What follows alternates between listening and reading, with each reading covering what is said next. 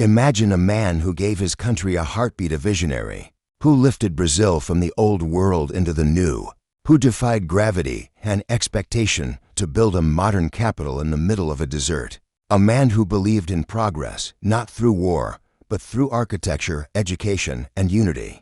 Juscelino Kubitschek, known to millions simply as JK, was not just a president. He was a dreamer who made his country believe that the future wasn't something to wait for, it was something to build.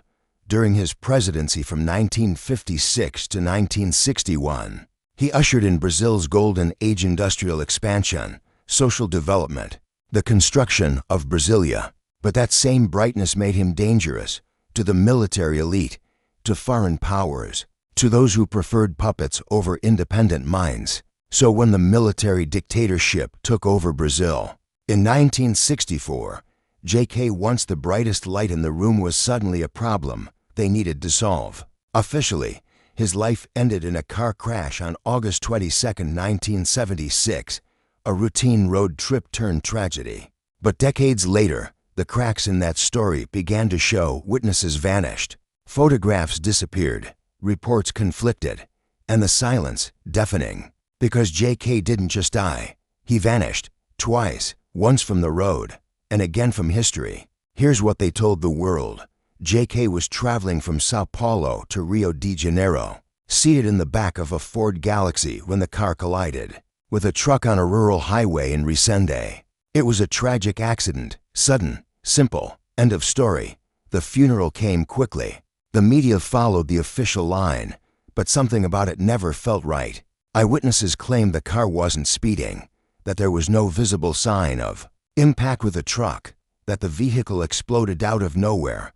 And then, mysteriously, a few of those witnesses either disappeared or retracted their statements under pressure. The police report was vague. No autopsy was properly conducted. No serious investigation was launched. The Brazilian military regime declared it closed within days.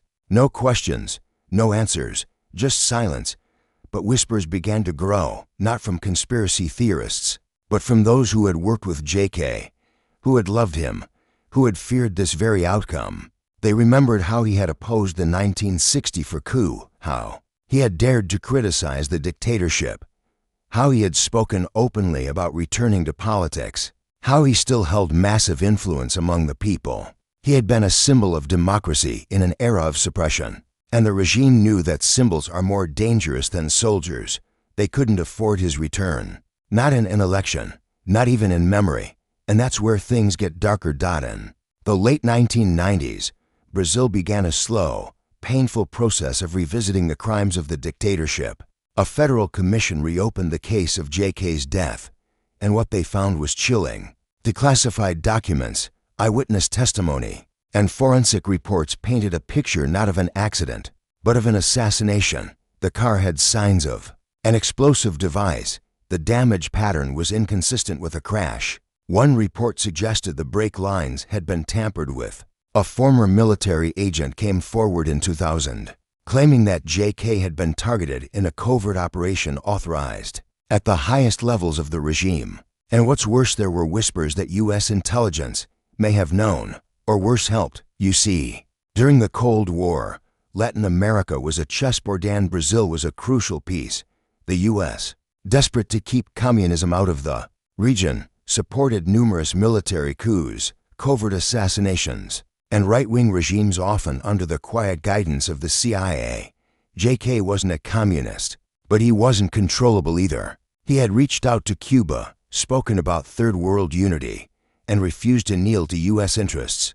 That made him a liability. Declassified CIA files from the 1960s and 70s reveal ongoing surveillance of JK long after he left office. One memo even refers to him as a political wildcard who could destabilize the region's status quo if allowed to return to power. And the timing? His death came just weeks after he had met with opposition leaders and hinted at a political comeback, the kind of comeback that dictators fear more than revolution. Now imagine this: a beloved former president riding quietly down a highway, his car, perhaps already sabotaged, a detonation triggered remotely or timed precisely, the explosion masked as a collision, The evidence quickly cleaned, witnesses silenced, and the state media ready with a pre-written narrative.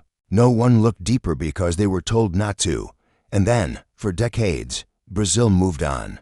JK became a name on a street sign, a statue, a memory, but not a story anyone dared to question. Until the whispers got louder. In 2013, Brazil's Truth Commission, the same body that investigated military-era crimes, declared that the official version of JK's death was highly inconsistent with the facts. They stopped short of naming specific culprits, but the implication was clear. JK was murdered, silently, efficiently, just like so many others under the regime. And yet, his death stands out. Because he wasn't just another victim. He was the dream, the one who proved Brazil could rise without war. That's why they didn't just kill him, they tried to erase him. No state mourning, no investigation, just a quiet burial and a national shrug. But ghosts don't stay buried, especially not those whose lives lit up a nation. So we must ask, who truly killed Juscelino Kubitschek? Was it a rogue military unit acting on fear? Was it a state-sanctioned hit ordered by generals who saw him as a threat to their power? Or was it something even colder, an international operation cloaked in diplomacy, where one phone call from Langley could decide a president's fate? And if they could do that to JK, to a man known for peace, for optimism, for building a new future, who else have they silenced? What other truths lie hidden behind the banners of patriotism, buried under decades of doctored files and erased voices? Because JK's death wasn't just a political move, it was a message, a warning shot to every leader, every dreamer, every rebel. Power doesn't always kill with guns. Sometimes it uses silence, and history is the weapon. But now, that silence is cracking. Brazil is listening again. So is the world. And every uncovered file, every brave testimony, every broken lie brings us closer to a truth long denied. This wasn't a car crash. It was a cover-up, and not just of a death but of a legacy. JK didn't vanish in one moment, he was erased piece by piece, and yet, like all great spirits, he refuses to stay gone. His memory is still written in the lines of Brasília. His legacy still lives in the architecture, the dreams, the ambitions of a nation that once dared to believe. But belief alone can't restore the truth. That requires voices, questions, courage. We owe it not just to JK, but to every citizen who was told to forget, to every story that was interrupted, to every history textbook that left blank spaces where truth should have lived.